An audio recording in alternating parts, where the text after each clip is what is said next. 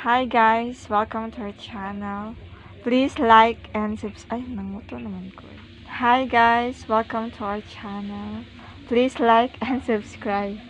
Georgine channel. Hello.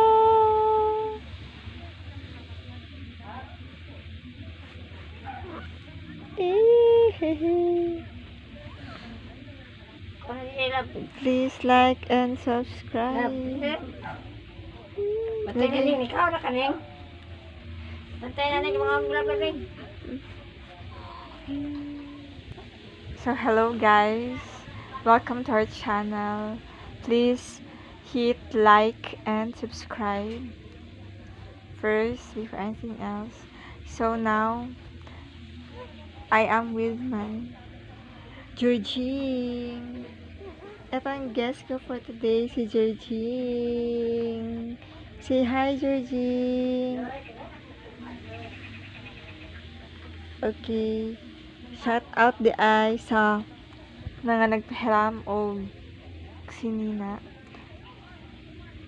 Ang outfit karon ni Georgine is hinirman ang iyahang one overall jacket,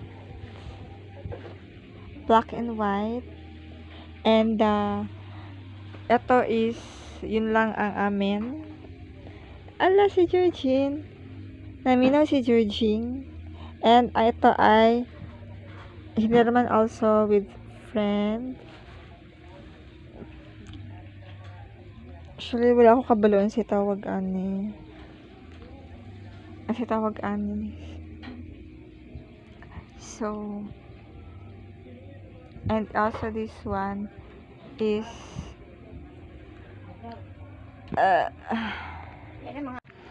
so hello guys.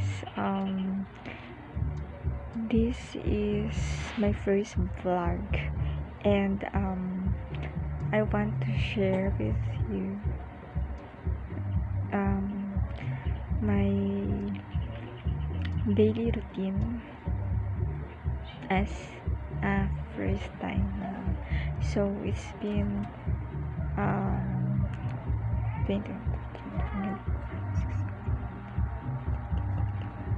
11 days since I gave birth to my first child, who is a girl. So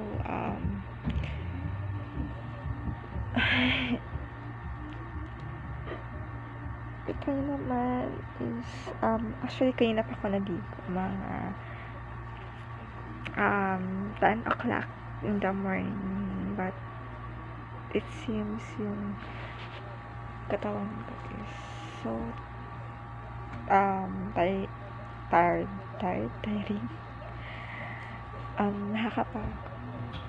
Pagod na katawan ko, and even yung magsuklay is nakakakamad na gawin. Parang gusto ko na lang mag-lie down for the rest of the day. Okay. And my little one is still sleeping. So what I am doing while she's sleeping is that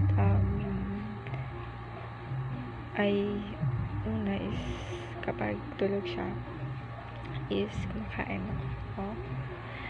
Hindi pa lang siya halata sa manipis kong katawan. So yan, during her sleep is number 1 is kumakain ako, and then second is CR tayo or ihi, dalas pa rin akong ihi, and then third is natutulog. But there are times na hindi ako makatulog agad. I don't know why. Siguro ma-attribute yung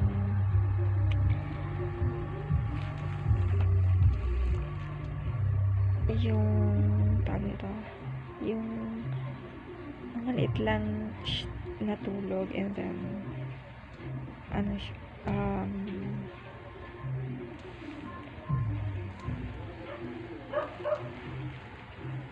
then gising agad, and then kumbaga your body is not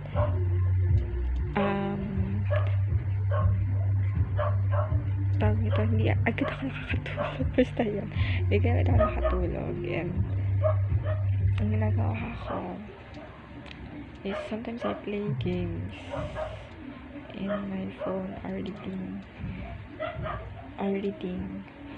Yung reading makes me yung relax talaga and less stressful.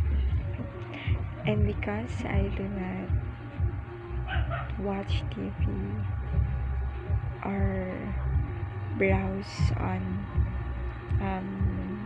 news or browse news